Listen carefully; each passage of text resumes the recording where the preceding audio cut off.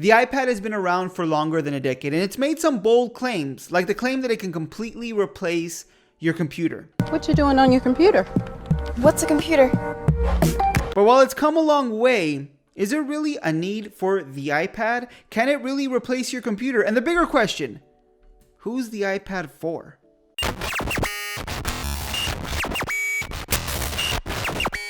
Hey guys, Jonathan with Retethered, and as I sit here right now in 2021, the iPad is hands down the best tablet you can buy. From applications to power, the iPad is a beast. And Apple literally has an iPad for everyone now.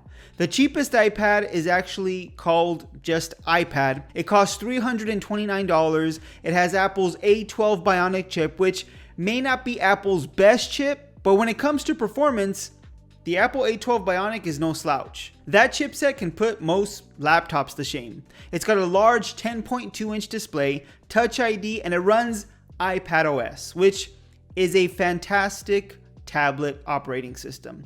You get all those optimized iPadOS applications, not to mention the Apple Pencil. First gen Apple Pencil though, which still costs $100. The same price it was when Apple released it more than 5 years ago. Can we please get a price cut on that, Apple? Then there's the iPad mini, which costs $399. It also has Apple's A12 Bionic chip, a 7.9-inch display with True Tone, first gen Apple Pencil support as well. The iPad mini also has double the starting storage when compared to the regular iPad. So really, if you just want what the iPad gives you, but a smaller size and more storage, the iPad mini is for you. Above that, we have the iPad Air. It starts at $599. It has a 10.9-inch liquid retina display, Apple's A14 Bionic chip, which is the same chipset inside Apple's iPhone 12 lineup. It's compatible with the second gen Apple Pencil, as well as Apple's Magic Keyboard. It also has a USB Type-C connector, which provides much more flexibility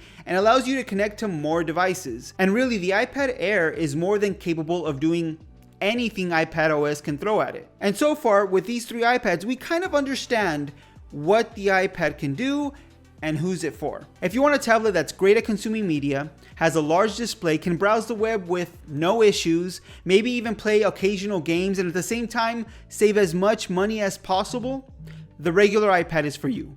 Maybe you want all those things, but you want it in a slightly smaller package, then the iPad mini is for you. But now let's say you're ready to take it to the next level. Video editing, photo editing, artwork, that's what you plan on doing with the iPad. More power, more intensive work. Then the iPad Air is more than capable of handling all those tasks. That's the iPad you should go for. By the way, I still believe after using the regular iPad, the A12 Bionic that's inside is capable of handling all those things as well, but the iPad Air will just do a better job at it. And you have Apple's latest accessories available for the iPad Air as well. So if you're more of a professional, that may be the tablet you should go with. But now here's where things get interesting and confusing. The iPad Pro. Who is the iPad Pro for? The M1 iPad Pro. This thing is hands down the most powerful iPad ever made. In fact, most computers can't even touch it. There are two versions, the iPad Pro 11-inch, which starts at $799, and the 12.9-inch, which starts at $1,099.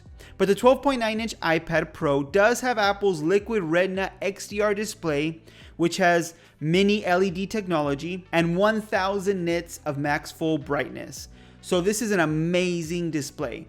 But at this price range, we're getting into Ultrabook range, which come with an actual desktop operating system that can run full-fledged desktop applications. And that's the thing to keep in mind with the iPad Pro. Amazing performance, but it's running iPadOS. Now you may be thinking, Jonathan, didn't you just say iPadOS is a fantastic tablet operating system?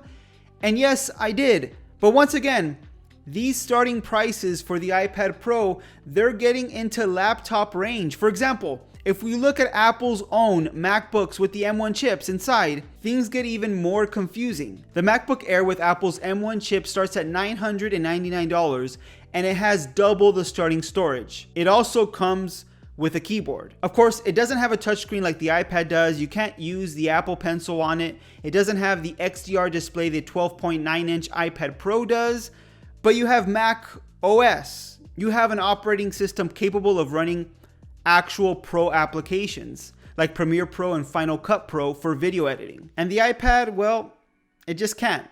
iPadOS 15 is bringing better split screen capabilities, more widget functionality, but Apple didn't mention anything about Mac apps coming to the iPad Pro with the M1 chip inside. In fact, because the MacBook Air has a version of the M1 chip that has a 7-core GPU instead of the 8-core GPU that the iPad Pro's M1 chip has, the iPad Pro actually has slightly better internals than the MacBook Air. So once again, iPad Pro, amazing performance, iPadOS.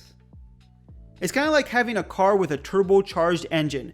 That car can only go as fast as what the speed limit on the road allows. I know technically you can break the law and go faster, but let's pretend that you actually follow the law and go the speed limit. That's the M1 chip and iPadOS. It's a super turbocharged engine, but you can only go as fast as what iPadOS allows. And right now, it's not allowing you to go very fast. You have this really fast turbocharged car, but it's only letting you go 45 miles an hour. So the question is, who is this iPad Pro for? And that's the difficult question to answer. I would say it's for the professional who doesn't use macOS or doesn't need a full-fledged desktop operating system. Instead, their use case can be completely inside the iPad. Maybe a graphic designer who uses the Apple Pencil and wants the most power available or the best display on an iPad, so you would go with the 12.9-inch iPad Pro. Maybe you can do all your work within iPadOS and just appreciate the touchscreen and the portability the iPad can offer. But now, here's the question that comes up. Do you really need the iPad Pro, or would the iPad Air be more than enough and it would be less money? Well, really, that's a question for you, and hopefully this video gave you a better idea of who these iPads are for and which one would be good for your use case. When it comes down to it, the iPad is definitely an amazing tool.